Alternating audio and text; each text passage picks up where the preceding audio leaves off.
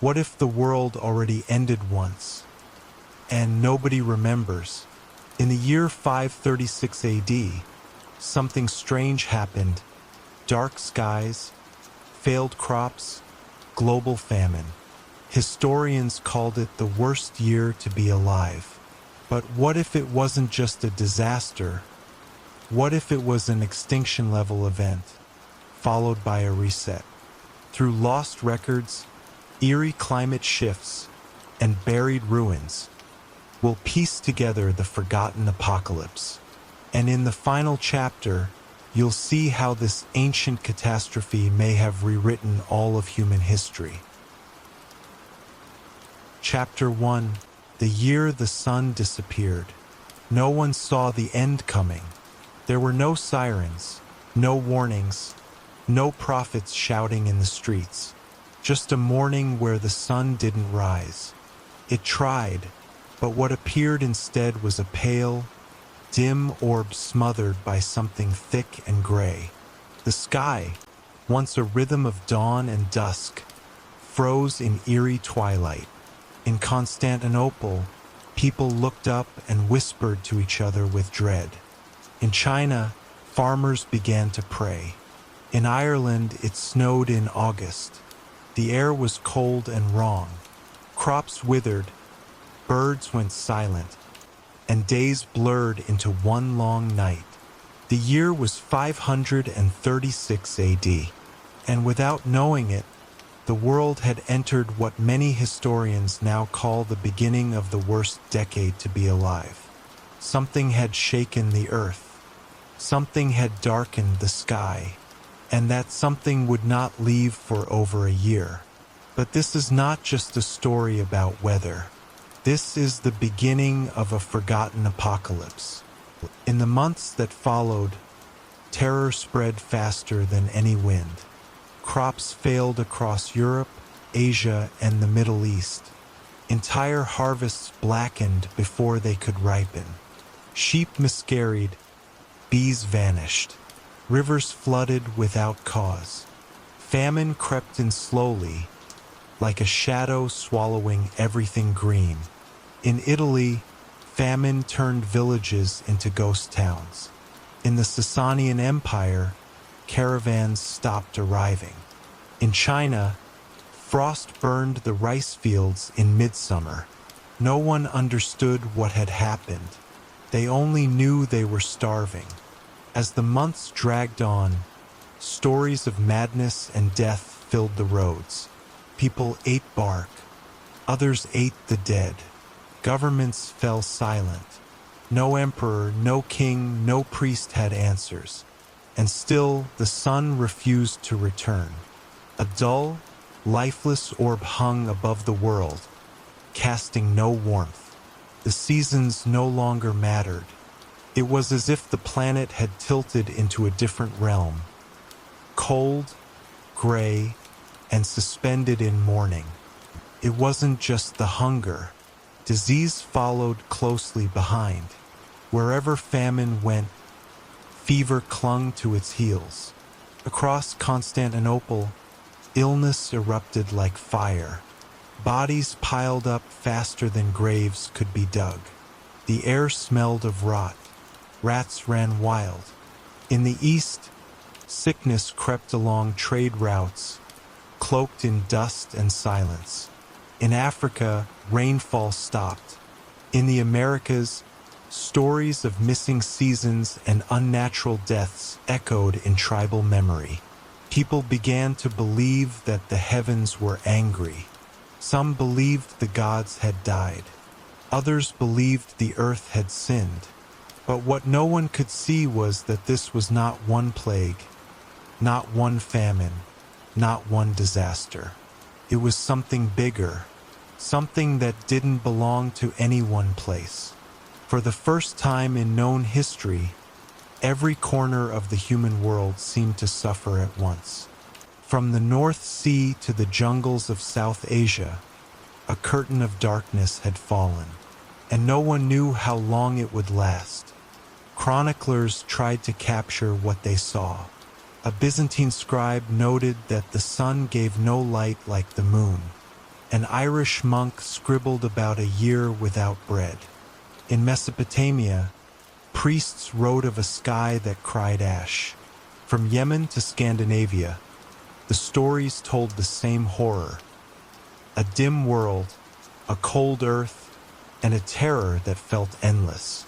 But those writings, scattered and fragmented, barely scratched the surface of what truly happened. Most accounts were lost, burned, buried, or forgotten. That's what happens in dark ages. Records vanish with the people who kept them. Libraries crumble, oral memory decays. All that remains are scraps of fear etched into parchment. The world kept spinning, but its heartbeat changed. What if we're looking at the ruins of a time we never fully remembered? A global trauma so severe that it collapsed civilizations and then quietly erased its own evidence? A disaster large enough to sever history into a before and an after? Some say it was a volcanic winter, a colossal eruption somewhere in the far north. Maybe Iceland, maybe beyond. The sky filled with sulfate particles. Sunlight bounced off the atmosphere. Temperatures plunged. That's the theory. But what kind of eruption would block the sun for 18 months? What could release enough force to dim an entire hemisphere? Scientists have theories. They point to ash layers, ice cores, tree rings. But every clue leads to more questions. Some suspect a double eruption. Others say it was 3 back-to-back across years. And others still whisper about something stranger. A comet, an asteroid, a cosmic intruder. One that left no crater but changed everything. One that may have skimmed our planet with just enough force to knock life sideways. If that's true, then what we experienced wasn't just volcanic winter. It was the atmospheric echo of a near extinction, a brush with the end. And the most terrifying part? We never saw it coming. Across Europe, the darkness reshaped society. The Western Roman Empire was already gone, but what remained? Its culture, its infrastructure, shattered even further. Roads became dangerous, trade froze. Entire villages abandoned stone for wood, cities for huts. The knowledge of how to build, how to treat wounds, how to navigate. These skills withered in the cold. The world began shrinking. As food vanished, people turned inward. Borders hardened. Empires grew paranoid. Superstition flourished. Demons were blamed. Witches burned. It was not just a time of hunger. It was a time of fear. A time when the stars no longer felt like guides but silent watchers of a dying earth. Survivors lived with their heads down. They didn't write poems. They didn't build temples. They endured. And when the darkness finally lifted, something in the human spirit had changed. What rose from that shadow wasn't the same world that entered it. It was a new age, but born from the ashes of one that may have ended. In Asia, the story echoed but wore different clothes. The Liang dynasty in China recorded strange mists and red dust falling from the sky. Cold winds swept across the Yellow River. Entire provinces starved. Temples saw fewer pilgrims. The emperor's court fell into disarray. Further west, in Persia, the great cities dimmed. Markets fell quiet. Traders vanished from the roads. The Sasanian Empire, once rival to Rome, began to crack from within. The Zoroastrian fire temples burned lower. The whispers of divine punishment grew louder. In India, some scholars retreated to monasteries. Others vanished entirely. It was as if a veil had covered the earth. A veil so vast that no one could see the other side. Years passed, the fog lifted. But the silence that followed was heavier than any darkness. Entire lifetimes had passed in shadow. Generations born during the famine never saw a normal sky. And those who did no longer remembered what blue was supposed to look like. The Americas tell their own strange story. Though not connected by trade routes, the people of Mesoamerica and the Andes left behind symbols of fire, of gods descending, of skies that burned. Mayan records grow thin around the mid-6th century. Temples were abandoned, patterns changed. Across the north, the mound-building cultures went silent. Oral histories speak of a great cold, of a sun that hid, of crops that betrayed their growers. Archaeologists find signs of sudden change, buried food stores, broken trade, migrations into forests. It's as if even across oceans, the world felt the tremor. That's the power of a global event. It doesn't care about borders or oceans. It leaves fingerprints in every soil, echoes in every myth. And if those stories were once clearer, time has since blurred them. But in those fragments lies a terrifying possibility. What if these weren't just regional tragedies? What if they were all chapters in the same forgotten apocalypse? The hunger didn't just end in 537. It lingered, the cold persisted. Even when the skies began to clear, the earth didn't bounce back. Crops remained weak. Disease continued to spread. And then, as if summoned by despair, the next blow struck. In 541, the plague of Justinian erupted, a disease that would go on to kill tens of millions.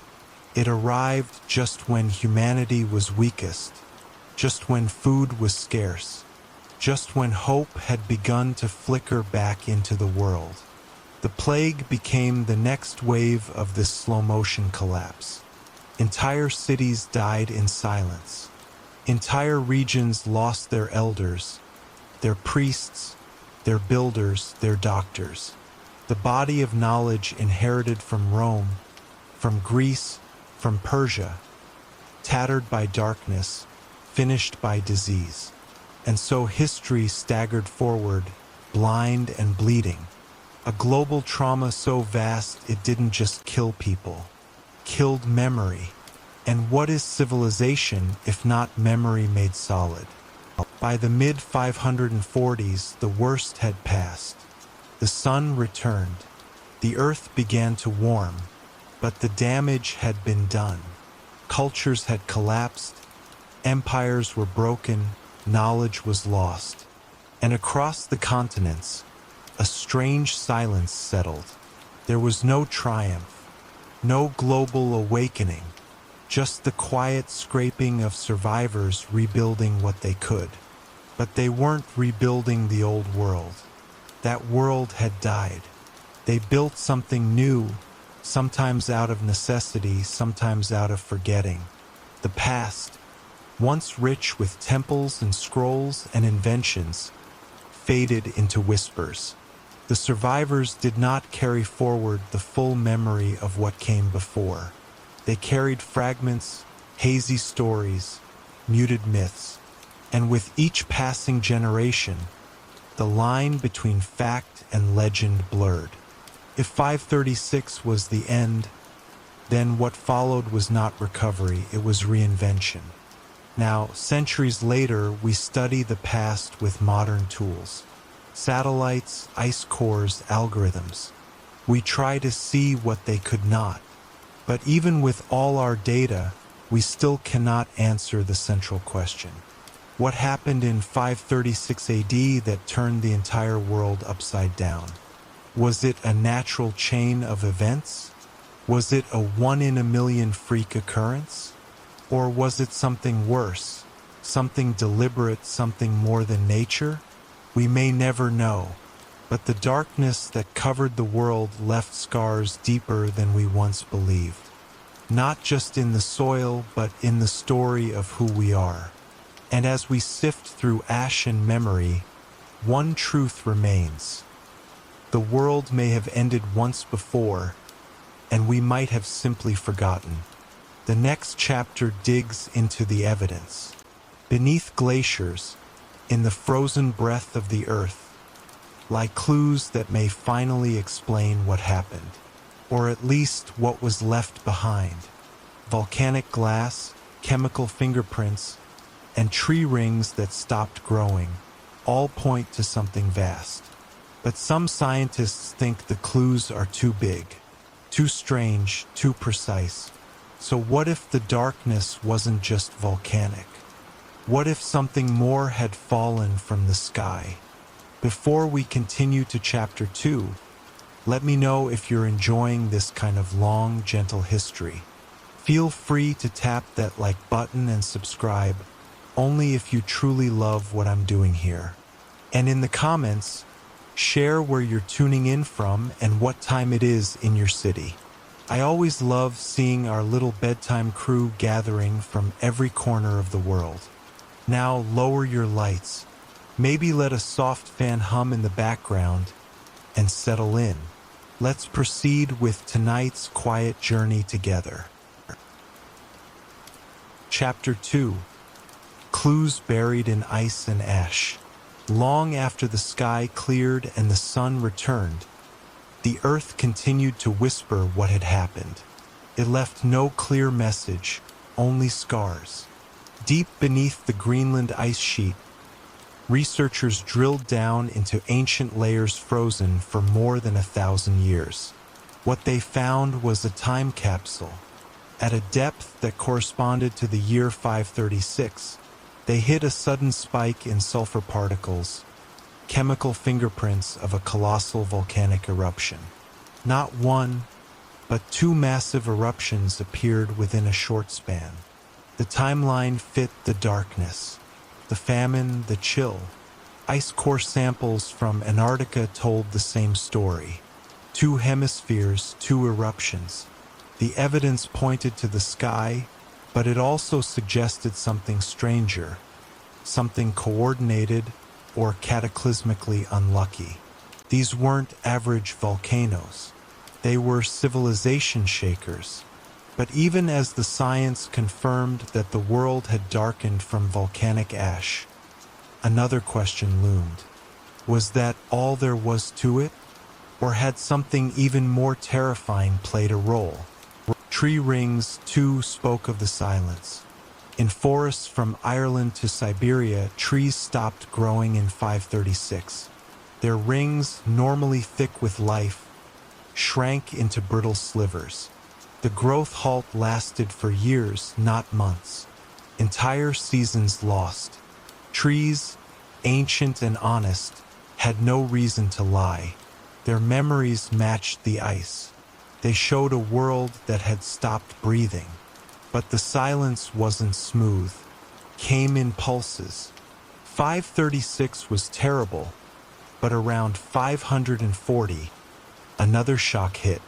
The evidence suggested a second eruption, possibly more powerful than the first. The temperature data dipped again. The Earth had been sucker-punched not once, but twice. Some scientists believe this sequence, 536, followed by 540, created a mini ice age. Crops didn't just fail once. They failed for nearly a decade. That kind of pressure could break empires. And yet, even these back-to-back disasters don't explain everything.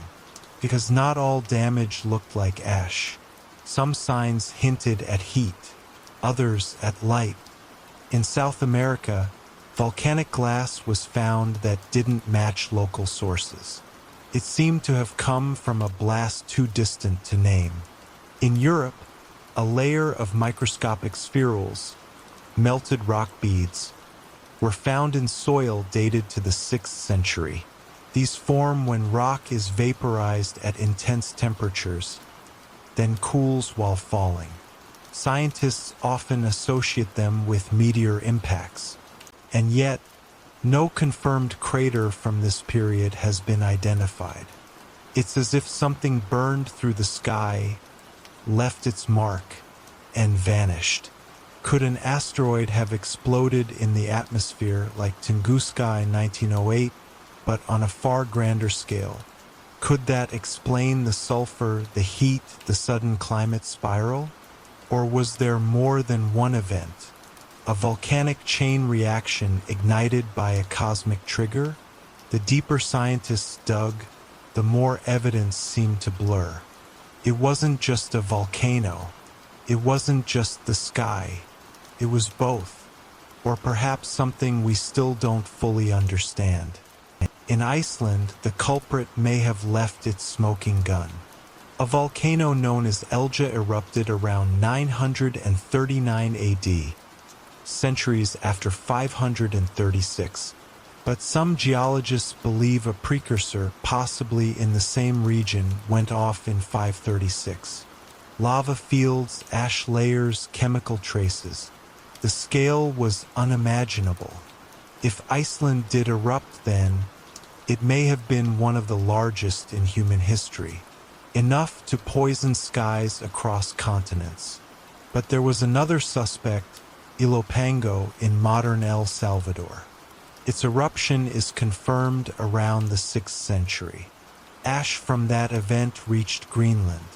Yet even that may have been too early, and neither eruption seems quite large enough to match the devastation. Scientists call it the mystery eruption, the volcano no one has found. Somewhere, maybe beneath the sea or under ice, it exploded with the force to alter the planet. But without a clear crater, it remains a ghost in the geological record, a killer without a name. Satellites have given us more eyes. With them, researchers scanned layers of Earth once invisible.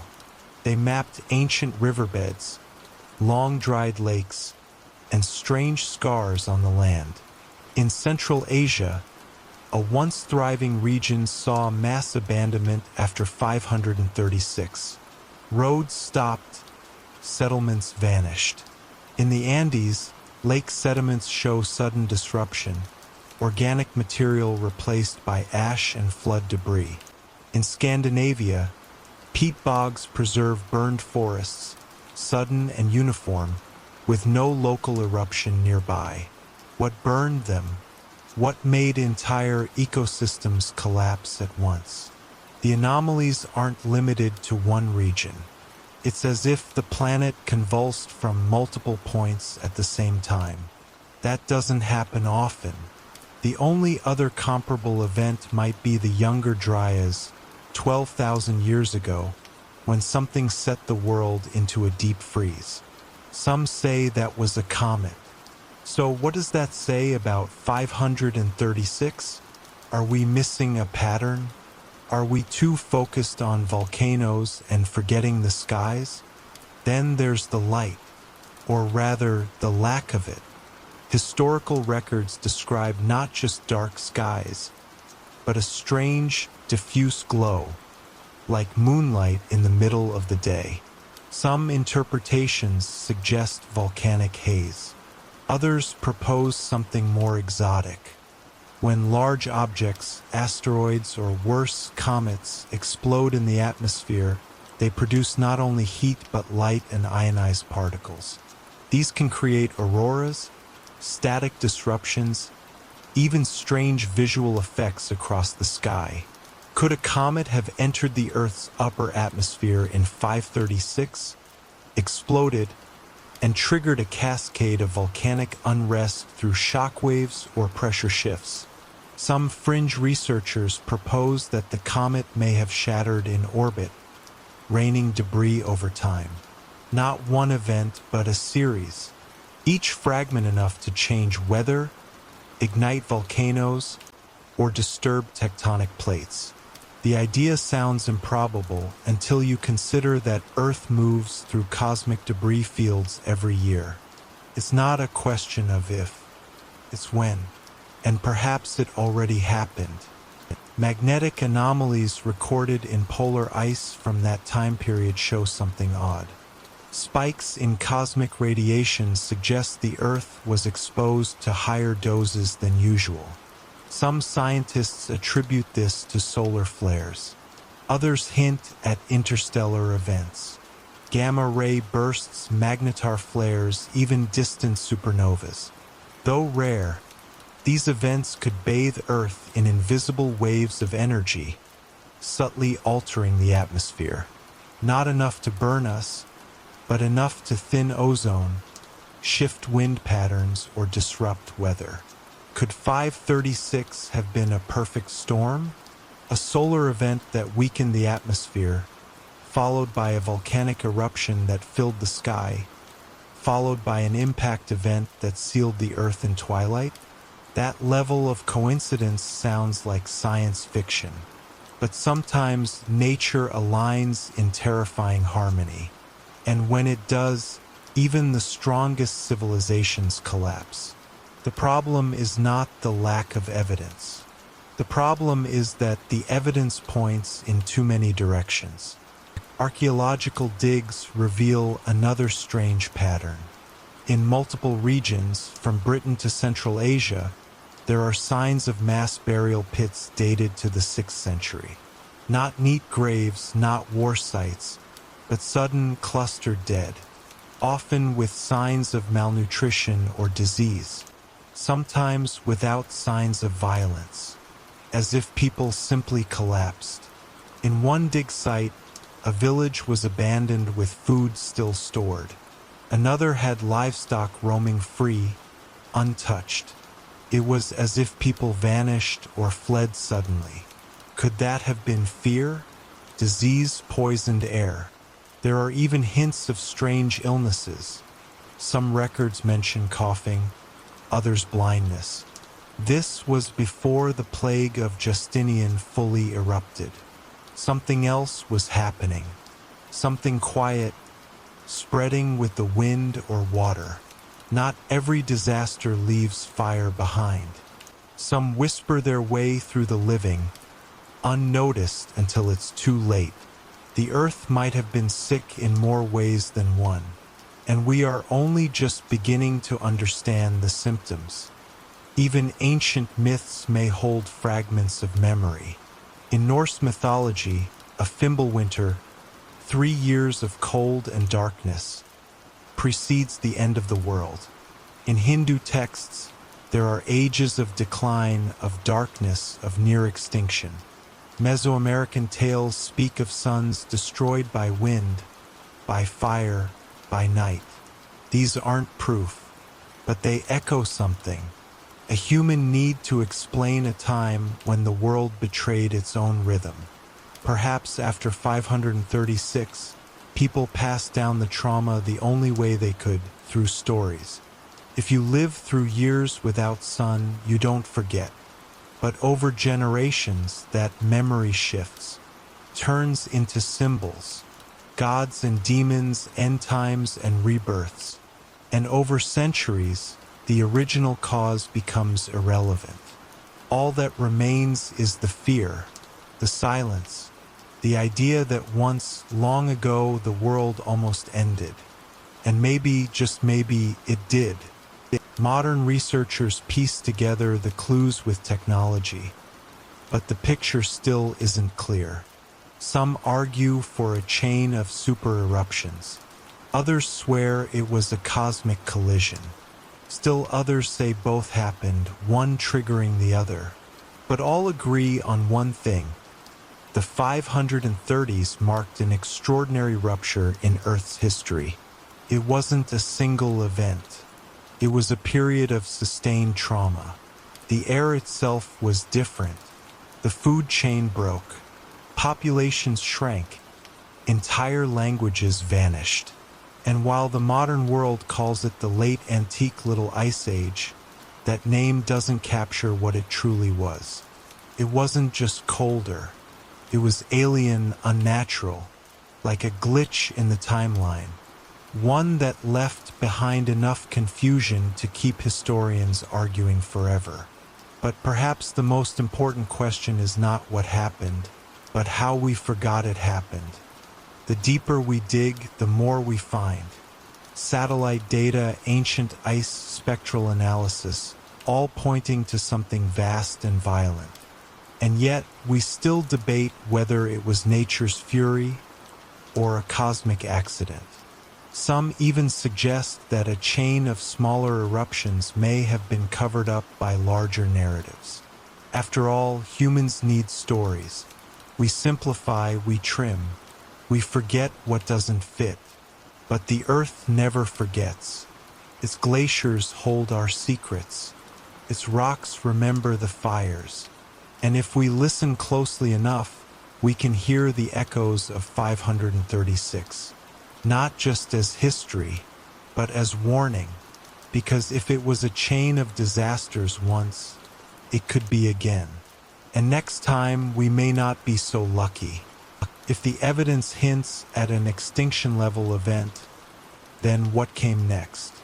In the wake of those lost years, something even darker began to unfold. Civilizations didn't just suffer, they crumbled.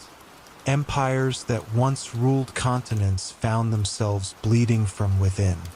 The next chapter traces the collapse not of nature but of human systems. Because once the skies cleared, the world itself had already changed, and it was too late to stop the fall. Chapter 3: The Great Collapse. The sky cleared, but the damage was already done.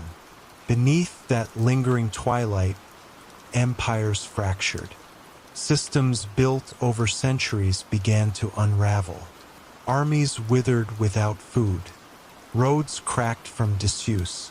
And in the silence that followed the chaos, the world began to forget itself.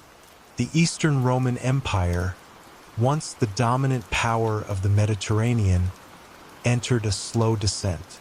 Constantinople had weathered the dark years, but barely. Its fields had failed, its granaries emptied, and its people starved. Trade across the Aegean slowed to a trickle. Outposts on the fringes fell silent.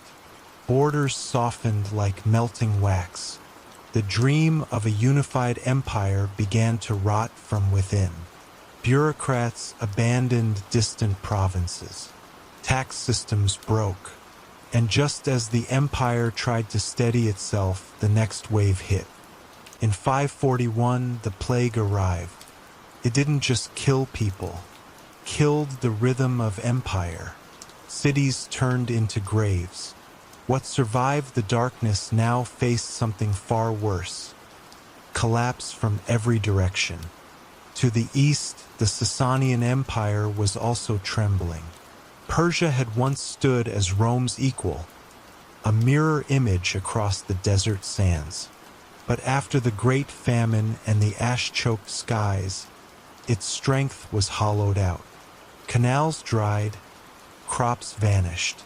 Armies stood idle, hungry and unpaid. Once glorious cities like Ctesiphon began to weaken, their markets empty, their courts quieter. Zoroastrian fire temples lost their guardians. Sacred rituals were skipped. Faith wavered. And as with Rome, the plague soon followed. But collapse doesn't always happen in fire and thunder. Sometimes it comes as stillness. One trader choosing not to travel. One farmer leaving his land. One scholar hiding his books, never to return. Across Persia, people began to abandon the structures that held their world together. Knowledge scattered, power fragmented.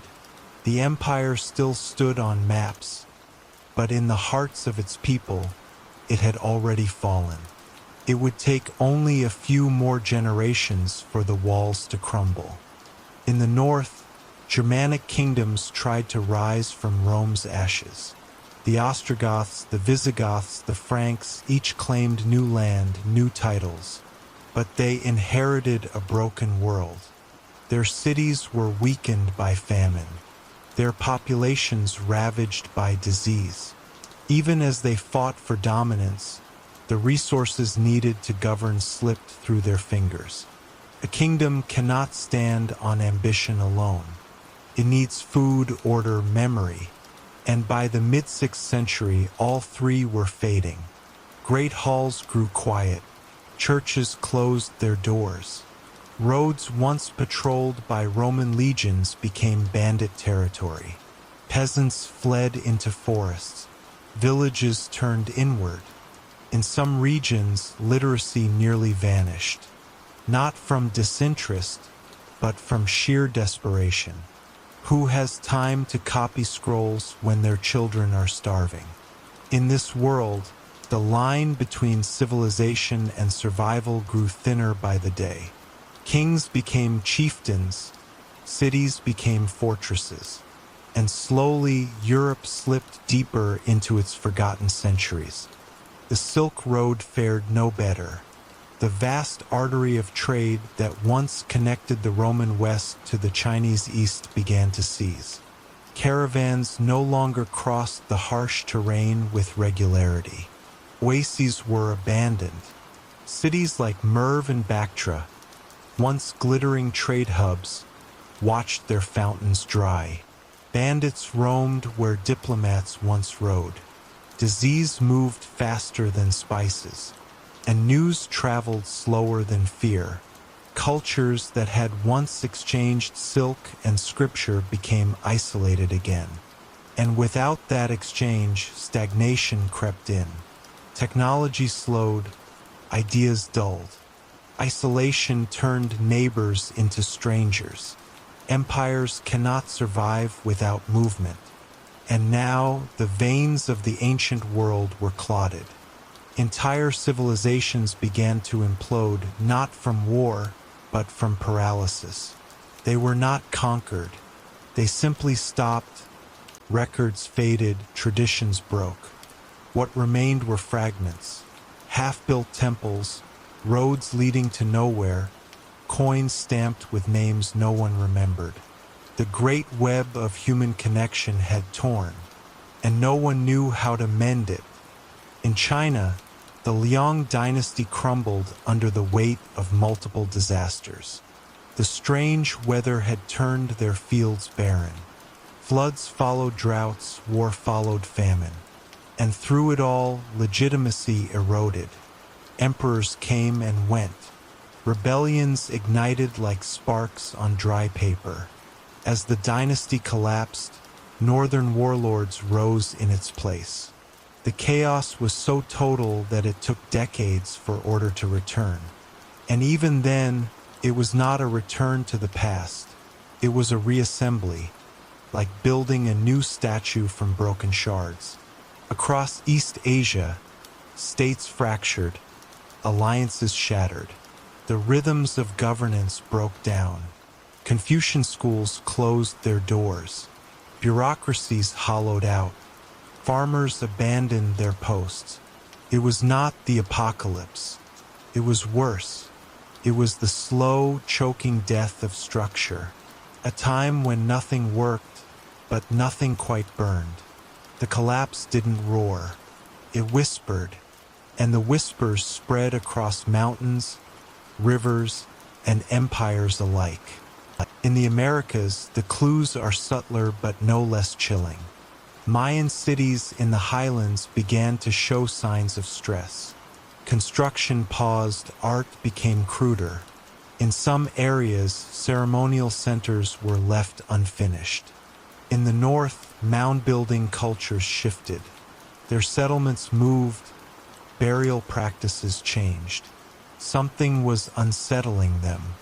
Though separated from the old world, they were still tethered to the same sky. And the sky had changed. Some archaeologists believe climate shifts caused crop failures across regions dependent on maize. Droughts gripped once fertile valleys. And when food disappears, so does power. Priests lose their hold. Cities lose their people.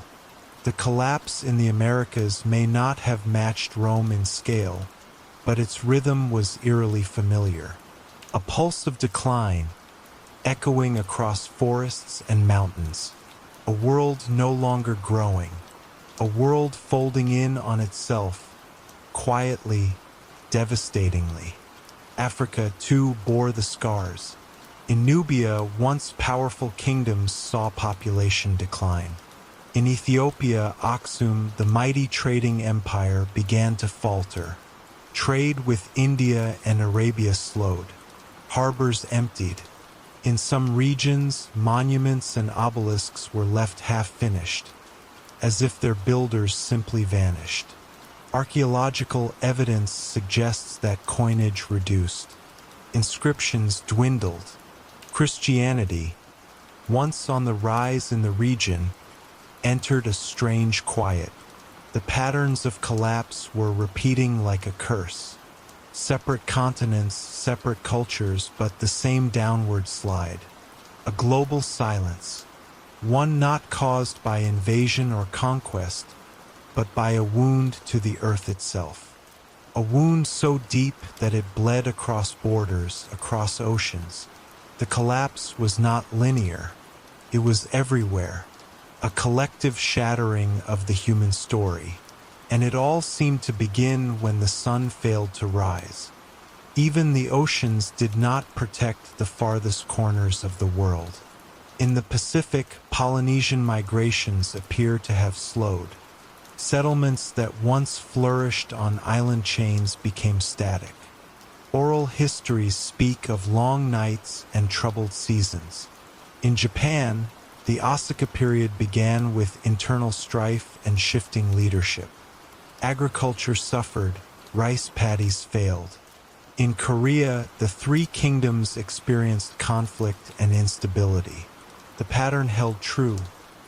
Famine, followed by war, followed by silence. These were not isolated events. They were symptoms, markers of a world that had lost its balance. One disaster could shake a city, but to shake the planet, something greater was needed. And whatever struck in 536 had done exactly that. Left behind was not a battlefield, but a graveyard of functioning societies. The fall was not thunderous. It was quiet, so quiet that centuries later we almost missed it entirely. In the aftermath, survivors did what they could. Some clung to old systems. Others created new ones. But many simply endured. And in that endurance, memory began to erode. Languages shifted. Myths were born. Calendars were reset. People no longer spoke of empires. They spoke of ancestors, spirits, gods who had abandoned them. The stories of the dark years turned into legends, and legends, over time, blurred into silence. Generations passed. Children were born into a world that had already forgotten what was lost. They would never know the libraries that once stood, the trade routes that once bustled, the monuments that once reached toward the sky. For them, the world had always been broken, and so they rebuilt without knowing what came before. Civilization did not fall in fire, crumbled in fog, collapsed in shadow, and from that shadow, a new world began to crawl forward, slowly, cautiously, blindly. The most devastating thing about collapse is not the destruction. It's the forgetting. Cities can be rebuilt. Roads can be cleared. But memory, once gone, leaves no map. After 536, the human story forked. One path was erased. The other we live on today. But the fork remains invisible. We teach history as if it flowed smoothly, as if nothing was lost. But in truth, there's a fracture beneath our feet. A chasm filled with dead languages, vanished kingdoms, and unrecorded sorrow. We know the names of emperors, but we don't know the names of the starving mothers, the forgotten children, the silent scribes who watched their world end. Their lives were not preserved. They were buried in the collapse, and their memory may be the greatest casualty of all. This wasn't just the fall of empires. It was the collapse of complexity. Systems designed to feed millions failed overnight. Laws meant to protect broke down. Faith, once unshakable, twisted into fear.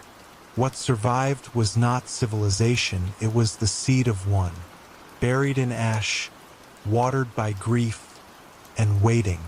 In the next chapter, we follow that seed into the dark places where it clung to life.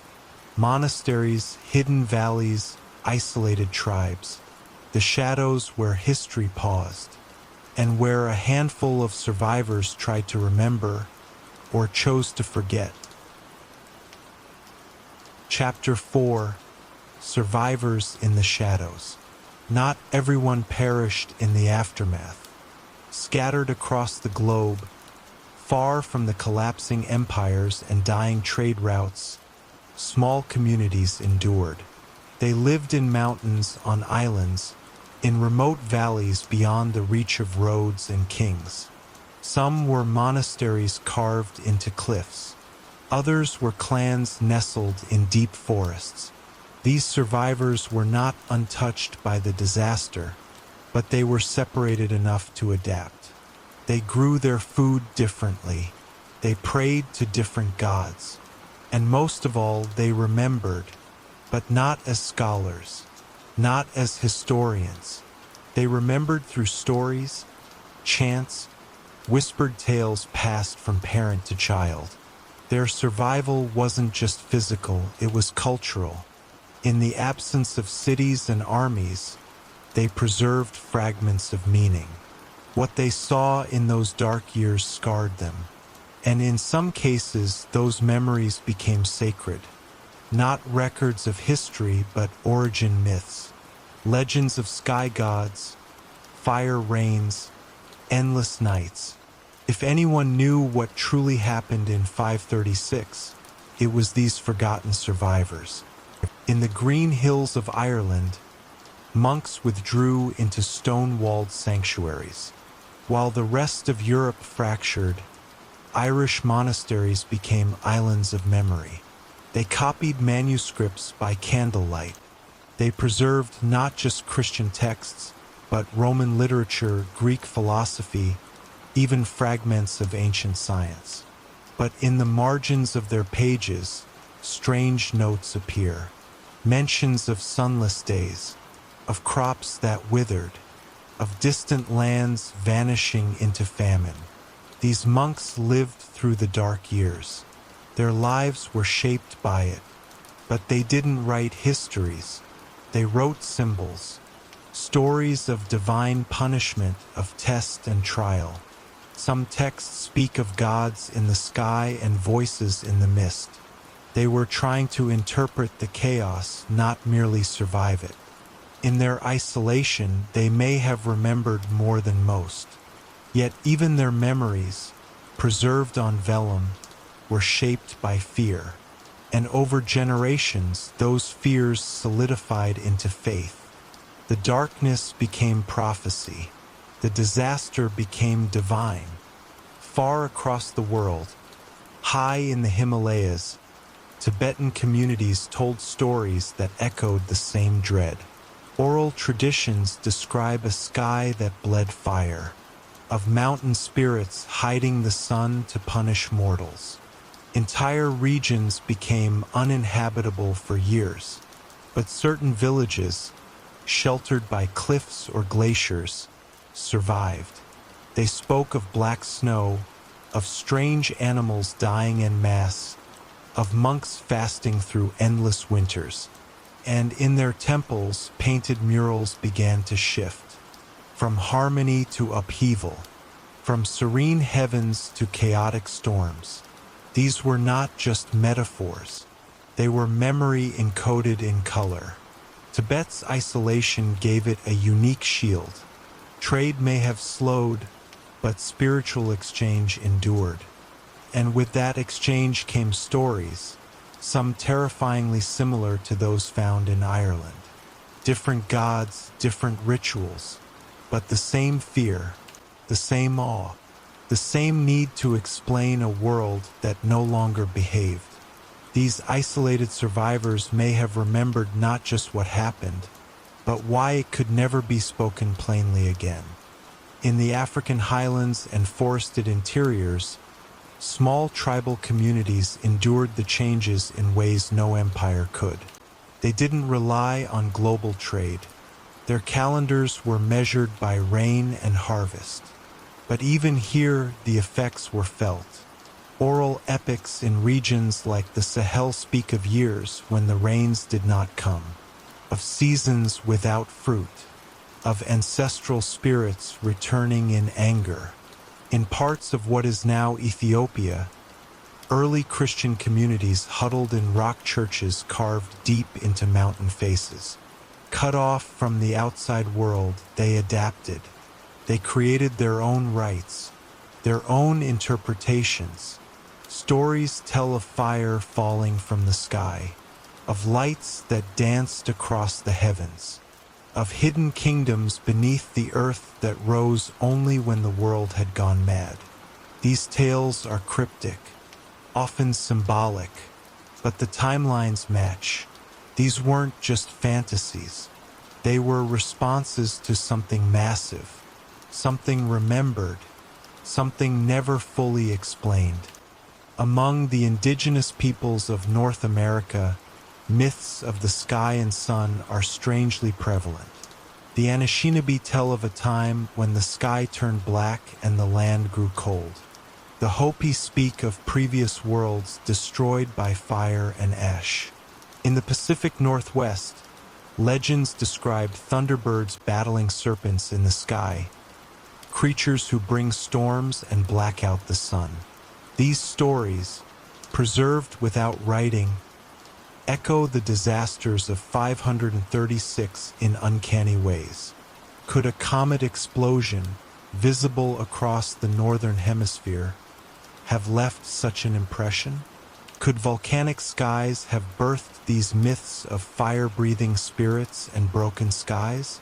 Some anthropologists argue that these are deep memory, cultural echoes of events passed through centuries of retelling. The people didn't need to know dates. They felt the earth change, and their stories held onto that trauma.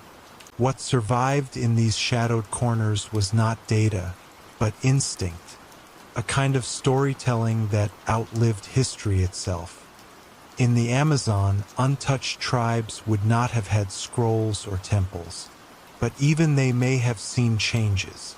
In some oral traditions, the sun disappears, the rivers rise, animals flee, spirits grow angry. The jungle, always a place of life, turns silent. These stories are often seen as metaphors, but what if they're not? What if they describe the years when volcanic ash blocked the skies, when sunlight dimmed even in the tropics? The trees would have grown slower, the birds would have scattered, and the people reliant on these rhythms would have known something was deeply wrong.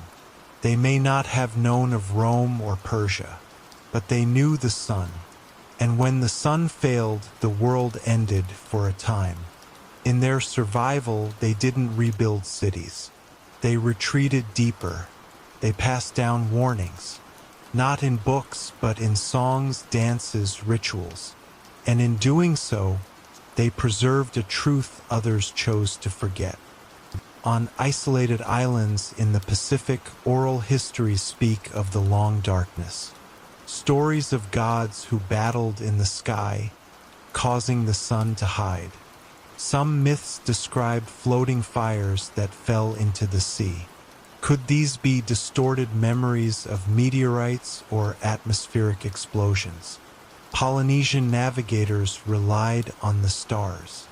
Imagine what happened when the stars vanished behind volcanic haze. Their maps no longer worked. Their rhythms shattered. Some voyages may have ended in disaster, others in exile, but still fragments remained, ceremonial chants, symbols carved into driftwood, traces of a sky once changed. These people had no need for archives. Their knowledge lived in memory, in repetition, and when memory is sacred, it endures. Even when the reason for the ritual is long forgotten, the pattern persists. The darkness, once real, becomes myth, but it never truly disappears. Even in India, where history flowed through epics and poetry, there are strange echoes. Some Puranic texts describe cosmic ages ending in floods and fire, gods falling silent, the earth trembling, entire races wiped out.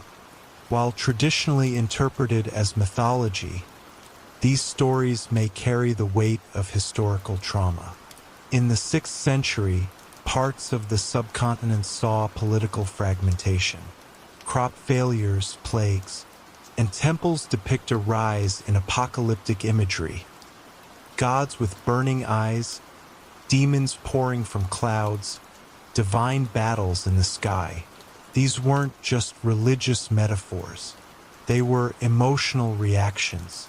Artists and poets were capturing the sense of disintegration, of something greater breaking.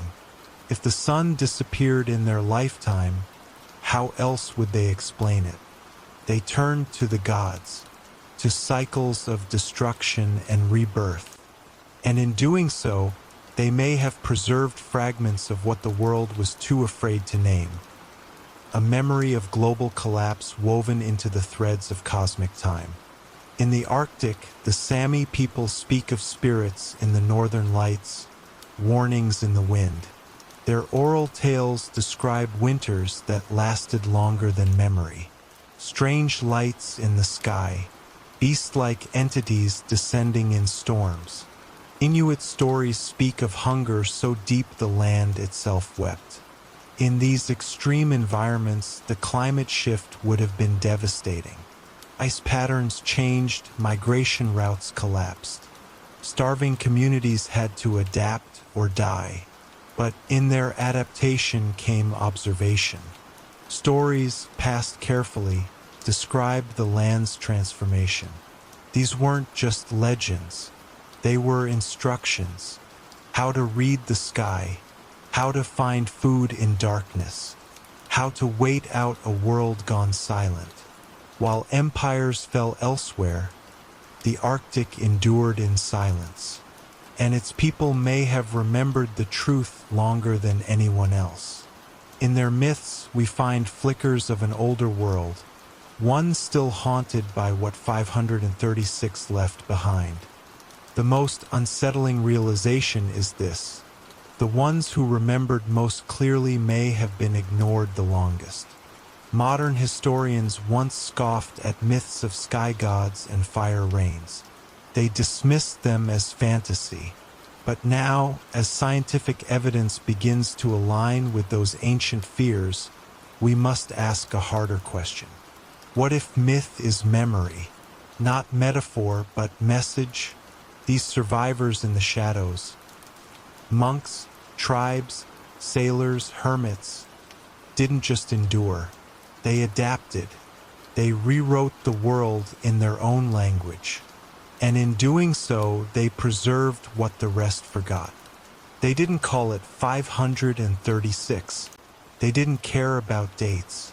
They remembered the fear, the silence, the awe, and they turned that memory into legend. As the centuries passed, these survivors gave birth to the next world. Their memories shaped belief systems. Their rituals became the seeds of new civilizations. But in the process, much was lost, or deliberately hidden. What if some leaders understood what really happened in 536 and chose to bury it? In the next chapter, we trace the rise of strange new kingdoms, places that grew in the ruins of the old world. Empires with no memory of what came before, or perhaps with too much. Because when trauma becomes too great, forgetting is not a failure. It becomes a strategy. Chapter 5: The Rise of Forgotten Kingdoms. From the ashes of collapsed empires, something stirred. The darkness had passed, but its shadow lingered in the soil, in the air, in the minds of survivors. For decades, the world was quieter, emptier. Then, slowly, a new rhythm emerged. Civilizations began to grow again. But they weren't continuations of the old. They were something different. Not just rebuilt societies, but entirely new visions of the world.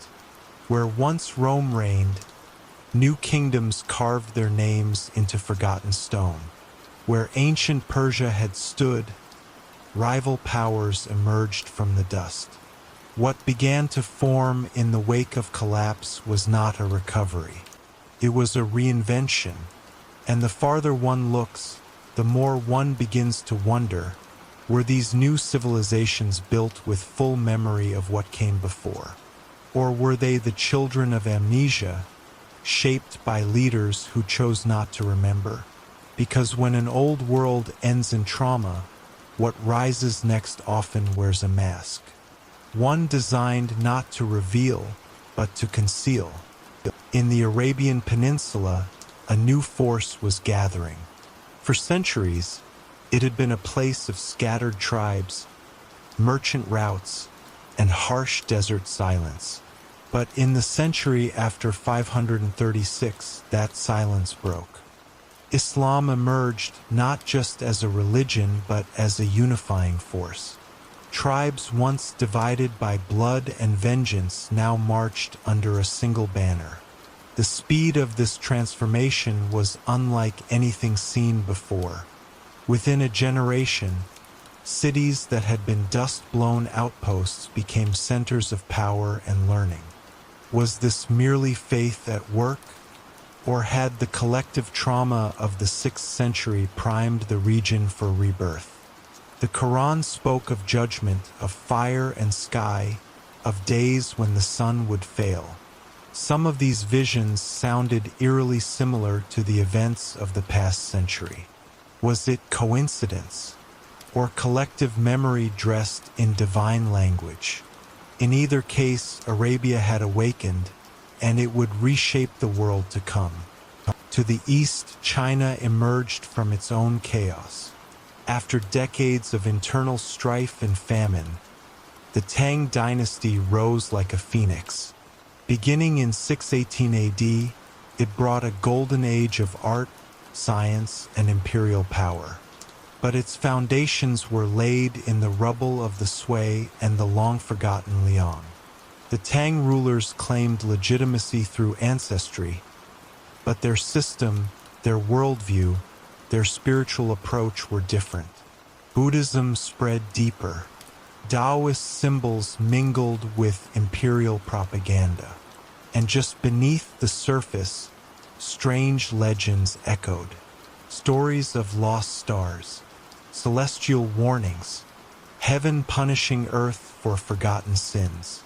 The Tang embraced progress, but in its core lay a memory of collapse. Maybe not spoken openly, maybe not even understood consciously, but the fear lingered, and through that fear, the dynasty enforced harmony like never before, as if trying to prevent a recurrence of chaos. Not just politically, cosmically. For them to forget was dangerous, but to remember too clearly, perhaps even more so. Across the Atlantic, the Maya also rose anew. In the classic period's second act, after signs of disruption in the 6th century, cities like Tikal and Calakmul regained power. Monumental architecture returned. New dynasties claimed divine right. But carvings from this era began to show something new: visions of death gods, sky fire, and rulers who claimed to conquer not just lands, but time itself. The long count calendar, once a steady cosmic rhythm, was now wrapped in apocalyptic tones. Had the great disruption altered their view of time, of kingship? Some archaeologists believe the Maya intentionally rewrote parts of their own history to account for the lost years. Old rulers were erased, new myths inserted. The gods were angry, they claimed. The calendar had to be recalibrated. This wasn't just religious ritual. It was psychological survival, a civilization rewriting its past to understand its present. Not all the ruins speak, but what they imply is chilling. Memory was not lost, it was sculpted. In the north, the seeds of the Viking Age were being planted. Scandinavia, long isolated from the Mediterranean world, had seen its own turmoil in the 6th century. Agriculture failed, settlements contracted. But by the 7th and 8th centuries, seafaring began to grow. New burial mounds appeared. Artifacts became more elaborate, and most notably, mythology crystallized. The Norse spoke of Fimbulwinter, a long, dark season before the end of the world, of Ragnarok, where the sun turns black and the sky splits. These myths did not emerge in a vacuum. They may have reflected distant memories of sky-darkening events. What followed was a cultural explosion. Ships, trade, conquest, but also stories. Sagas that warned of cycles, of death followed by rebirth. Scandinavia had survived the edge of the abyss, and now its people sailed outward, not just for wealth, but perhaps to fill in the blanks, to reclaim what had been lost. They were not just raiders, they were memory seekers. Back in Europe, kingdoms like the Carolingians began to define a new Christian order. Charlemagne's empire rose in the 8th century, claiming to revive Rome. But it was not Rome. Its structures, its laws, even its language had changed. The church filled the power vacuum, wielding theology as a tool of rule. But many of its teachings bore eerie resemblance to the 6th century trauma. Visions of end times, apocalyptic judgments, dark sun, blood moons, fire from the heavens. Saints and scholars warned of divine wrath and cyclical destruction. Could these visions have roots in the memory of 536?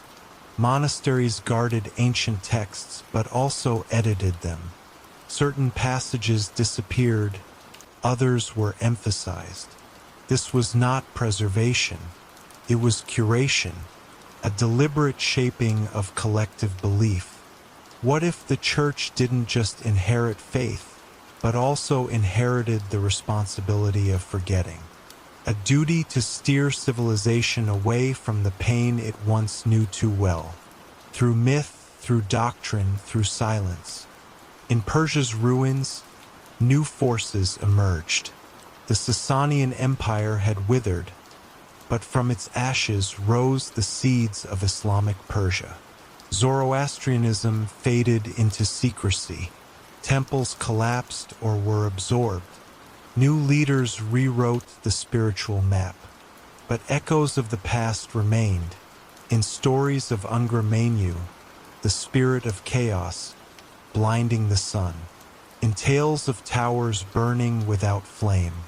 Could these have been memories of volcanic fallout or atmospheric explosions? The new rulers did not preserve these tales as history. They reinterpreted them as morality. The sins of kings had brought darkness. The world had ended because it strayed from the path. Now righteousness would preserve order. This was not just ideology. It was collective therapy. Civilizations do not recover by counting every scar. They recover by weaving a new skin over the wound. And in that skin, symbols matter more than facts. Faith becomes the frame through which survival is explained, and the truth, however terrifying, is softened. Even in Central Asia, Turkic Khanates began rising in the vacuum left by Rome, Persia, and China's weakening. Nomadic empires stretched across the steppe, uniting vast territories under mounted warriors and oral law. These cultures had long traditions of sky worship and fire rituals. But now, their legends spoke more frequently of celestial anger and cosmic resets. One story tells of Tengri, the sky god, turning his face away from mankind for generations. Was this theological invention or encoded memory of the sun's disappearance?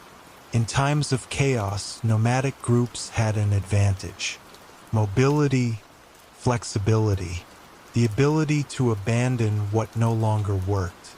But even they needed stories, and what they told their children may have preserved more truth than the annals of dead empires. Their kingdoms didn't build great libraries, but they passed down myths designed to explain how the world could turn cold in an instant, and how only those who adapt survive. The speed at which these new kingdoms emerged is astonishing. Within a few generations, new powers had established themselves across every continent. Their founders often claimed divine favor, ancestral right, or sacred dreams, but rarely did they acknowledge what came before. The old empires were mentioned only as cautionary tales, or more often were simply ignored. Ruins were left to rot. Scrolls were allowed to decay. Entire languages vanished from memory. This wasn't accident, it was strategy. Forgetting became political. To build a new world, leaders had to control the narrative. And so they constructed myths, institutions, and laws around a version of history that began with them. The year 536, it didn't fit. It raised too many questions. Better to erase it, or twist it, or turn it into something symbolic, safe, distant. And in doing so, the true trauma, global, overwhelming, unforgettable, was buried beneath the weight of crowns and cathedrals. Not all was lost. Some of these new kingdoms preserved fragments, clues hidden in sacred texts, in temple carvings, in seasonal festivals. But they were rarely recognized as history. They became tradition, allegory, ritual. And in that transformation, memory survived barely.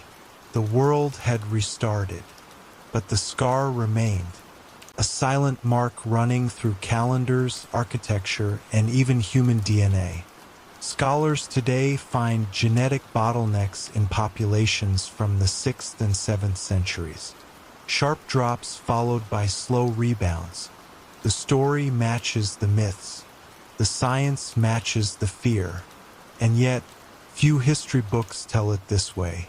Because the kingdoms that followed 536 had a stake in not remembering. Their power came from narrative. And in that narrative, the world had always been theirs. The darkness, the ash, the sunless days, they were inconvenient, unsettling, easier to file away as folklore. And so they did, until now. In the next chapter, we will ask a dangerous question. What if this silence was not just neglect, but design? What if those who remembered too clearly were silenced?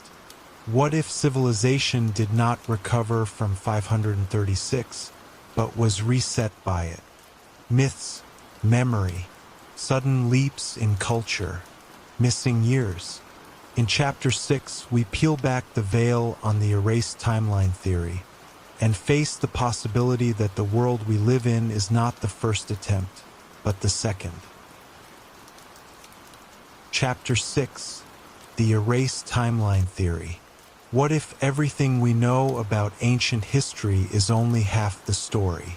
What if the timeline we've accepted, layered in textbooks, monuments, and museums, isn't a straight line, but a broken thread stitched together by those who survived a disaster no one wanted to remember? The theory is simple. In 536 AD, the world didn't just suffer a catastrophe. It rebooted, not in slow decline, but in a hard reset. A civilization-ending event too vast to fully grasp, followed by generations of erasure, confusion, and silence. Pieces remained: ruins, myths, scattered memories, but the context was lost. What rose afterward was not a direct continuation of what came before. It was something else entirely, a civilization built atop the bones of a forgotten one. This theory is radical, uncomfortable, but the clues are there, fossilized in data, encoded in culture, embedded in the spaces between what we're told and what we find. Memory wasn't merely lost, it was erased, and what filled the void was invention. Historians have long noticed anomalies in the timeline, sudden leaps in language, architecture, astronomy, periods of silence followed by bursts of unexplained advancement, civilizations rising with systems seemingly too mature for their supposed age. How did certain cultures recover so quickly? Why did some technologies appear fully formed without the expected evolutionary steps? If the 6th century really was a time of global collapse, the recovery should have taken centuries. Yet within decades, we see flourishing art, centralized governments, and expansive belief systems. It's as if something skipped, as if a chapter was torn from the book and the story continued without it. Supporters of the erased timeline theory argue that the trauma of 536 was so overwhelming that societies collectively chose to forget, or were made to forget. What came next wasn't rebuilding, it was rewriting. And with every new generation, the true story sank deeper into myth, until all that was left was a clean page, a fresh beginning with borrowed tools.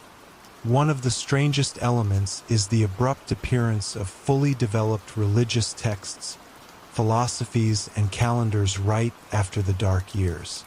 The Islamic calendar begins less than a century later. The Tang dynasty reorders Chinese spiritual authority. European monasteries become custodians of rewritten time. These are not gradual transitions. They are clean breaks, structured systems replacing fragmented memory. What if these weren't natural developments? What if they were part of a larger strategy, a deliberate act of erasing what came before to protect what came next? It would explain the eerie similarity between post-536 myths across continents. The fire from the sky, the gods who punished humanity, the sun that failed. These are not isolated fables. They are echoes, distorted reflections of a shared trauma. And they appear just as the timeline begins again, just as the record resets.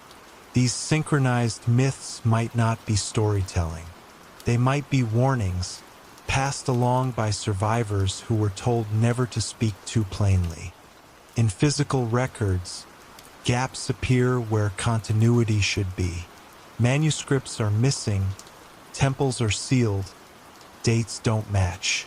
Even carbon dating sometimes shows anomalies, periods of slowed biological activity, frozen growth in tree rings, uneven sediment layers. It's as if the Earth itself skipped a beat. Ice cores reveal a drop in atmospheric clarity. Volcanic ash from different sources mingles. The planet didn't just suffer one blow.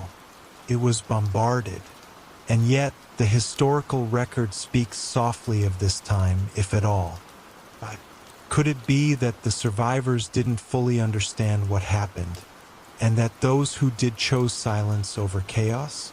The erased timeline theory suggests something darker, that knowledge of the event existed, that records may have been kept, but they were hidden, locked away in secret vaults, burned by fearful leaders, or transformed into metaphors so abstract that only fragments of truth remain. We're not just victims of time. We may be inheritors of a carefully managed illusion. Supporters of the theory point to the strange uniformity of early post-collapse myths. Gods descending in fire, celestial warfare, hidden knowledge passed to chosen people. In the Pacific, in Africa, in the Americas, the stories follow the same rhythm. Not identical in name, but eerily alike in structure. Could this be cultural convergence? Or shared memory of a real event filtered through a dozen lenses? If so, who preserved these memories? And who distorted them? Some researchers believe that isolated groups retained purer recollections, oral traditions less touched by empire. But once centralized powers rose again, those memories were overwritten. Myth was institutionalized, doctrine replaced description, and memory became forbidden territory. History was no longer a record. It became a tool, a shield, or worse, a weapon, used to direct belief to create continuity where none existed. In this theory, we didn't just lose our past. We were given a new one, constructed, sanitized, safe. Even technology tells a strange story. Ancient machines, impossible architecture, devices described in forgotten texts. From the Antikythera mechanism to Damascus steel, strange innovations appear, then vanish with no clear lineage. If these technologies were remnants of a pre-536 civilization, the pattern makes sense. The knowledge survived in pockets, misunderstood, mythologized, or hidden, but without the full cultural framework to sustain them, they faded. Lost not because they were useless, but because their meaning was buried beneath the New World's priorities. It would also explain the medieval obsession with rediscovery, alchemists hunting lost formulas, monks guarding cryptic texts, explorers seeking ancient cities. They weren't just chasing legends. They were trying to restore something that had once been real. The erased timeline theory proposes that we live in the aftermath of a technological and cultural amnesia, that the true golden age of humanity ended not in legend, but in smoke, ash, and silence. And we are only now beginning to remember. The theory also explores missing years, gaps in chronology that some scholars call phantom time. Was there a period added or removed from the calendar? Could the early Middle Ages contain more mystery than we're led to believe? In 1991, a German historian proposed that 297 years, specifically between 614 and 911 AD, might have been fabricated, based on inconsistencies in records and architectural evidence. Mainstream academia rejected the idea, but it sparked a deeper question. What if dates themselves are unreliable?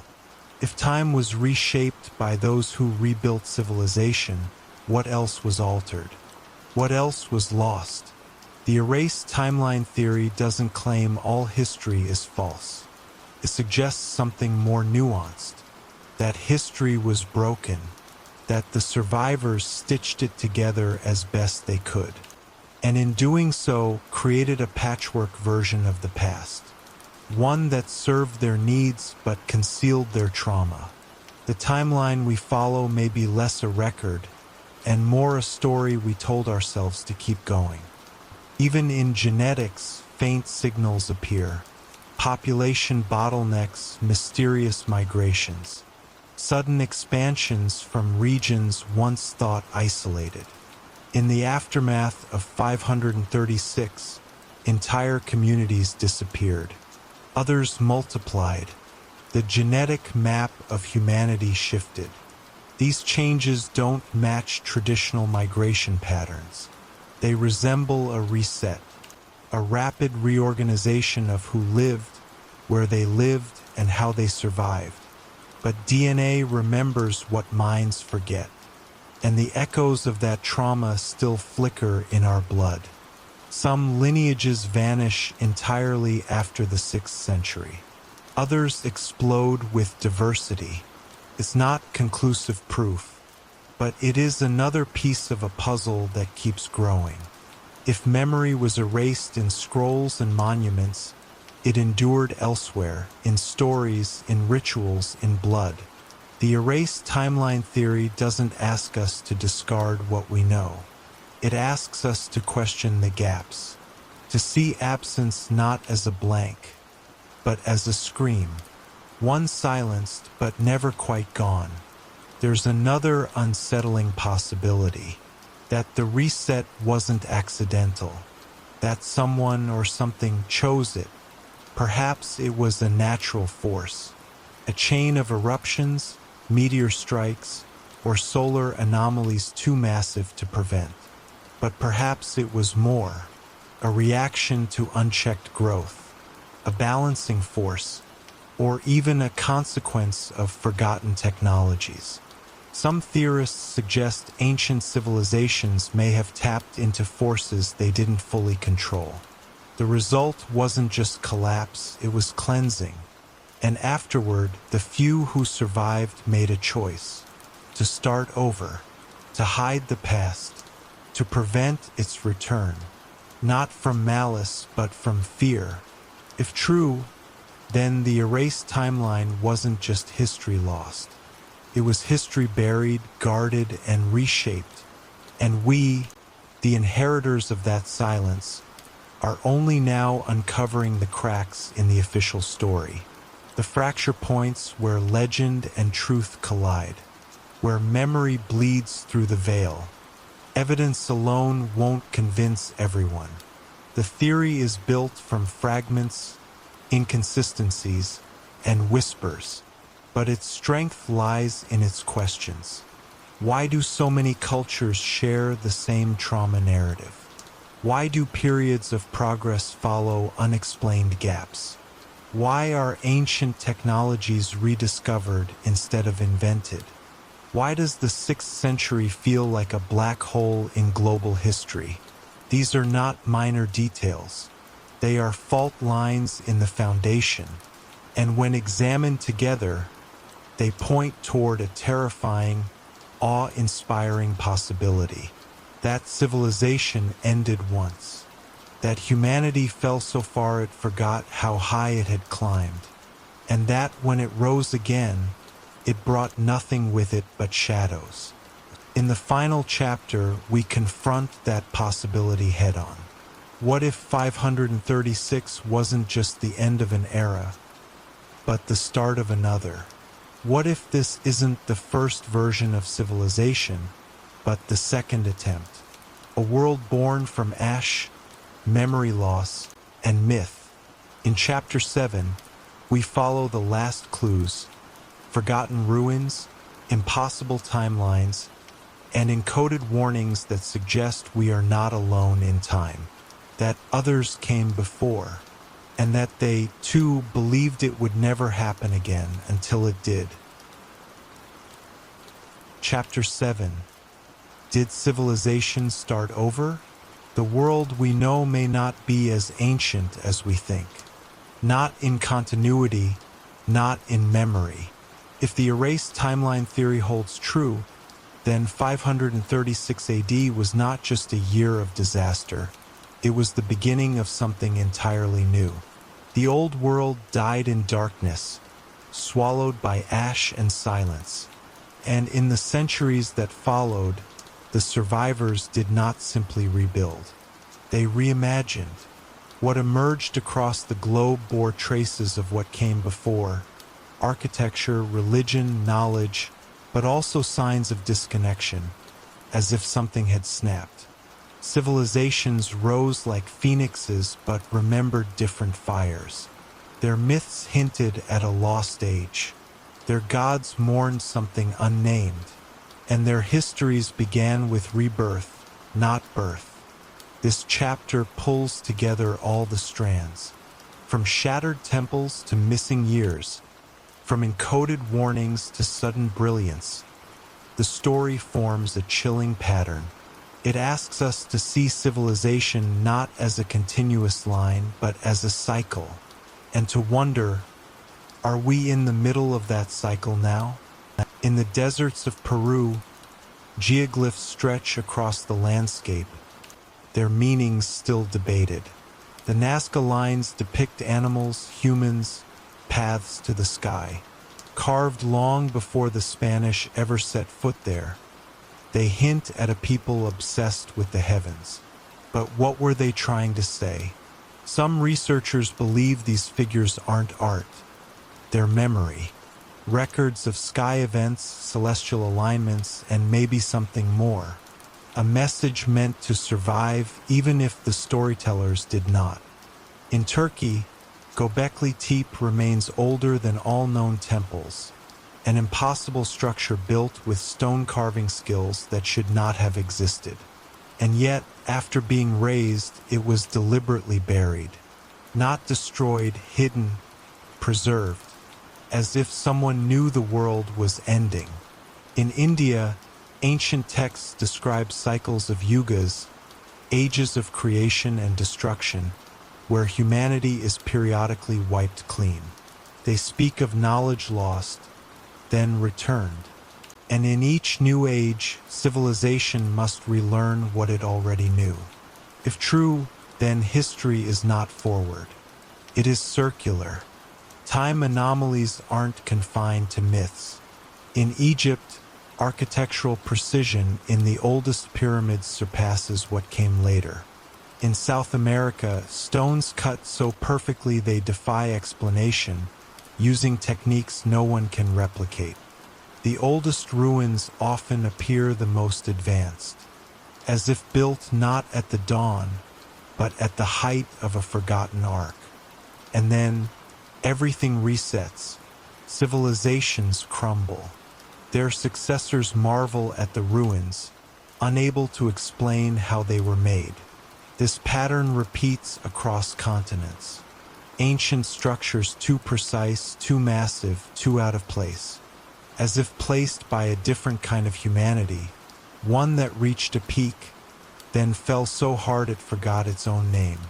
The years after 536 may have been another iteration, a new humanity, slowly reclaiming the earth, yet finding traces of its own erased ancestors. And when they couldn't understand the past, they turned it into myth, into legend, into warnings they barely understood themselves. In manuscripts and oral traditions, patterns emerge, symbols passed down, barely altered. Spirals, suns, eyes watching from above. These motifs appear in Celtic carvings, Mayan glyphs, Aboriginal cave art. Different cultures, different languages, but the same shapes.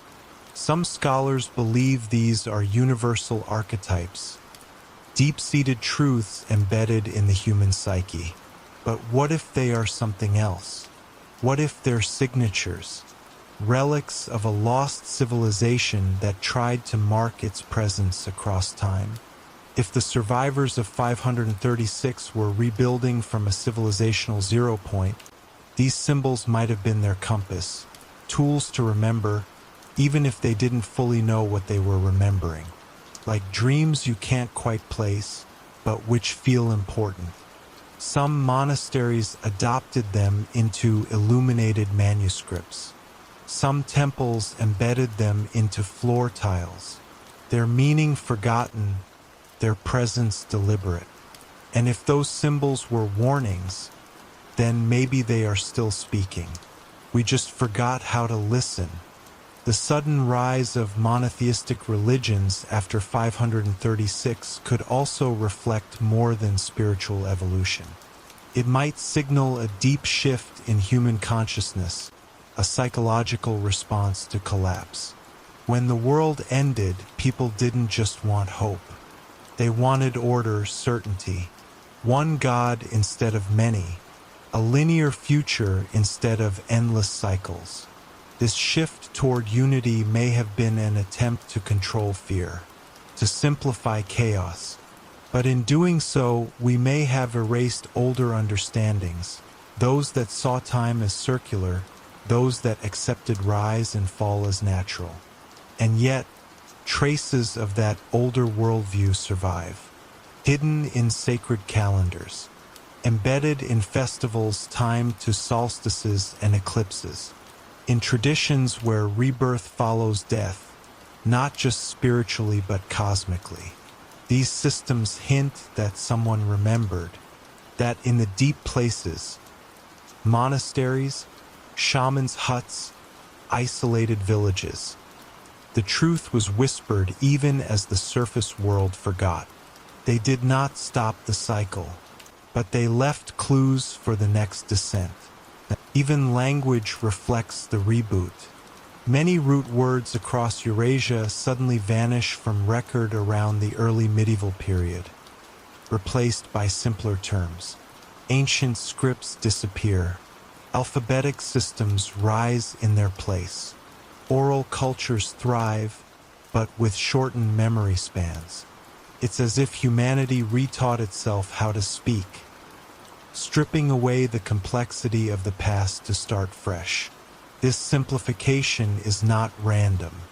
It follows patterns of survival. In trauma, people forget. In trauma, people speak in stories, not facts. In trauma, the future becomes more important than the past. Civilization after 536 didn't just lose information. It reprioritized. It shed what it couldn't carry. And when stability returned, the world it built had a new foundation. Language, belief, architecture, even identity reborn, reconstructed without the burden of remembering everything that came before. But some words remain.